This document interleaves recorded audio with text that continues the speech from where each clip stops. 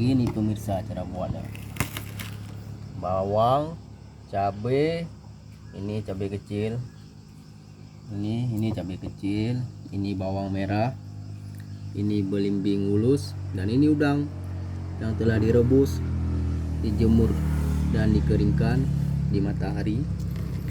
Setelah kering, udang ini langsung digunakan untuk membuat asam udang.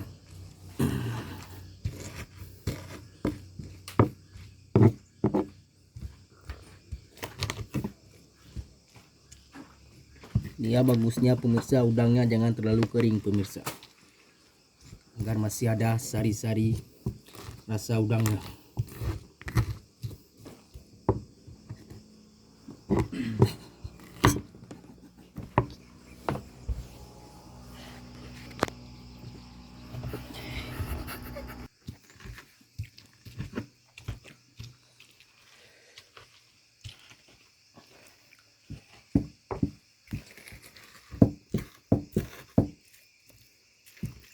Bang, gula, tolong ambil gula dikit bang. Garam.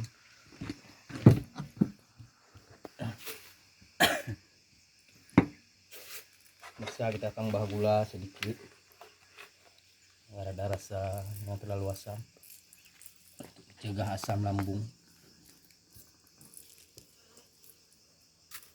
Dan sedikit garam pemirsa.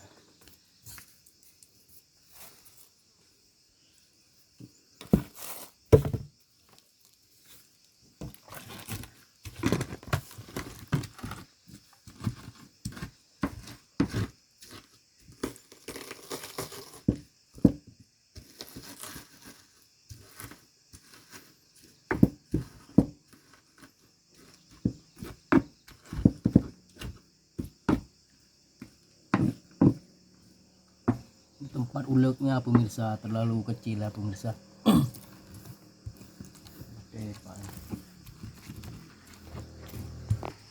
Kenyal dong. Guys.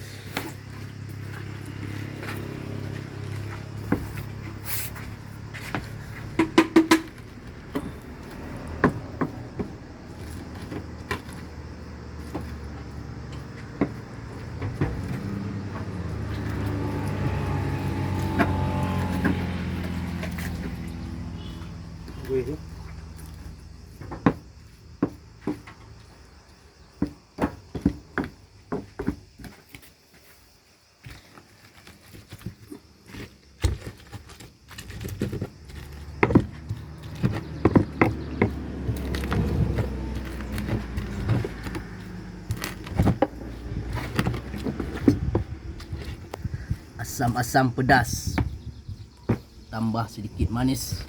Inilah asam udang Aceh, masakan khas Aceh.